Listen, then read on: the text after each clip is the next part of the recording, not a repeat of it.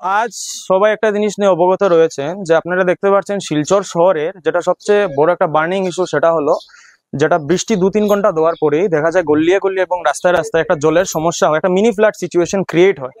তো আজ এই গল্লি, আমাদের এই শিলচর শহরের বুকের মিডিলে অবস্থিত এই গল্লি হলো কনকপুর মুক্তারাম রোড, যেখানে এখানে হলো 70 থেকে 80% হলো বিজেপি সাপোর্টার্স। ঠিক আছে, আজ আমরা দেখতে পাই প্রত্যেকদিন রাত্রে আমাদের শিলচরের মাননীয় বিধায়ক শ্রী দীপায়ন চক্রবর্তী মহাশয় আমাদেরকে লাইভ করে বিভিন্ন রকমের ডেভেলপমেন্ট ওয়ার্ক দেখান, কিন্তু এটার মধ্যে একটা ডেভেলপমেন্ট আপনারা দেখতে পাচ্ছেন এই গল্লিতে, যেখানে বিজেপি সাপোর্টার্স, এখানে আমাদের আর মতলব গরম দিনে নদীর পাশে যেতে হয় না, আমরা ঘর থেকে বেরিয়ে একটা নদী উপভোগ করতে পারি। অনেক একটা ভালো ডেভেলপমেন্ট করেছে, তার জন্য আমি মাননীয় বিধায়ককে একটা ধন্যবাদ জানাচ্ছি।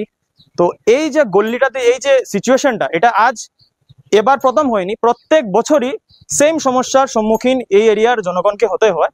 ঘর থেকে বেরোতে পারে না মা বোনেরা, তারপরে কেউ অসুস্থ হলে ঘর থেকে বেরোতে পারে না, বিভিন্ন ধরনের অসুবিধার সম্মুখীন হচ্ছে। এখানের এই এরিয়ার যিনি প্রাক্তন কমিশনার ছিলেন, উনিও একজন বিজেপিরই কমিশনার ছিলেন। ওরা ভোটের আগে এসে এই এরিয়ার যারা জনগণ আছেন ওদেরকে মিথ্যা প্রতিশ্রুতি দিয়ে ভোট নিয়েছেন এবং জিতার পরে এই এরিয়াতে ওনাকে আর একবারও দেখা যায়নি। তো আজ এবং এই এরিয়ার যারা জনগণ আছেন অনেকবার এমএলএ সাহেবকে বলেছেন, কমিশনার সাহেবকেও বলেছেন, কিন্তু কেউ কোনো এটা রেসপন্স দিইনি। ভোটের আগেই যা করার করেছেন, ভোটের পরে ওরা নেই। আজ এখানে একটা অনেক বড় এটা বার্নিং ইস্যু, ঘরে ঘরে জল, রাস্তায় জল, 12 মাসের মধ্যে 6 মাসে এই গল্লিতে জল থাকে। তো আজ আমি মিডিয়ার থ্রুতে একটা কথা স্পষ্টভাবে বলতে চাই, যদি আগামী কিছু দিনের মধ্যে এই জমা জলের সমস্যাটা সমাধান হয় না, তাহলে এই অঞ্চলের যারা জনগণ আছেন ওরা তীব্র থেকে তীব্র আন্দোলনে নামবেন।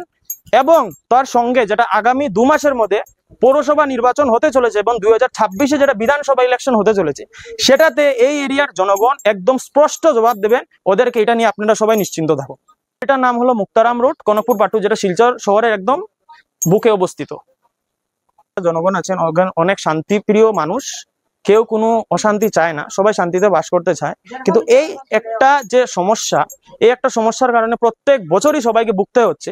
তার কারণে আজ এই এরিয়ার মা বোনেরা সবাই ঘর থেকে বেরিয়ে এসেছেন ফার্স্ট্রেটেড হয়ে, অনেক বছর থেকে চেষ্টা করছে কিন্তু কোনো লাভ হচ্ছে না। তো এর জন্যই আজকে সবাই বেরিয়ে এসেছেন এবং এটার দাবি জানাচ্ছে যাতে অতি শীঘ্র যাতে এই অসুবিধাটার সমাধান হয়। সমস্যা তো সব সময় থাকে, শীতের সময় বৃষ্টি যদি দেয় আমাদের টেনশন থাকে, ঘরের দিকে জল ঢুকে। তাছাড়া বাচ্চাদের পড়াশোনা তো বন্ধ করে রাখতে হয়, আমাদের যাওয়া আসাও বন্ধ। আর এই সমস্যা প্রতি বছর আজকে 6-7 বছর থেকে চলে আসছে, কোনো উন্নতির কোনো সম্মুখীনই হওয়া হচ্ছে না। আমরা ভোটও দেই, আমাদের পুরো ভোট বিজেপিতে যায়, কিন্তু আমাদের এই সমস্যা, আমরা কিছু বলতে চাই না। আমরা যাব দীপায়ন স্যারের কাছে অনুরোধ যে উনি শীঘ্র এটার জন্য কোনো একটা স্টেপ নিন। শিলচর টাউনে কোনো দিকেই জল নাই, একমাত্র মুক্তারাম গল্লিতেই জল। এত কষ্ট, এত জলের মধ্যে দিয়ে ঘরের ভিতরে পর্যন্ত জল। তো এখন কিরকম করে এরকম এটা সলিউশন করা যায়, এটা দীপায়ন স্যার একটা এটার ব্যবস্থা যেন নেওয়া হয়, দীপায়ন স্যারকে আমরা অনুরোধ করছি। 2 দিন পরে পরে বৃষ্টি দেয় ঘরে জল, বৃষ্টি দেয় ঘরে জল, এটা মাস্টার ড্রেন না হওয়া পর্যন্ত তো এটা আমাদের সলিউশন হবে না। এই জন্য এটা স্যারকে অনুরোধ করছি যাতে এটা করা হয় কাজটা আর কি। ছোট বাচ্চা লিয়ে গরম হইতে না বাড়িতে পারি না, কিচ্ছু খাওয়া পর্যন্ত দায় হয়ে গেছে। আমরা মাটি একদম ফিসলা, গরম বাজে গন্ধ হয়ে গেছে।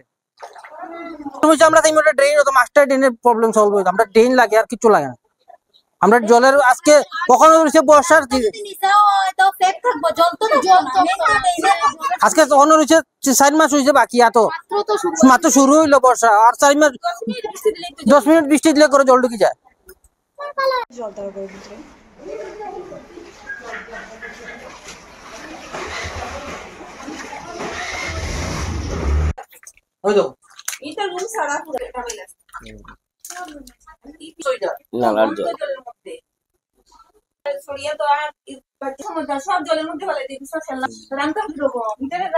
আরো বেশি জল আসলো,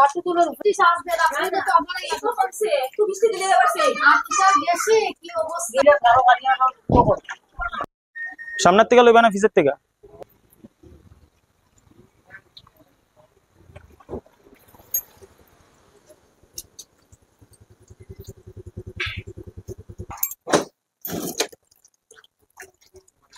Cuidado con el dedo.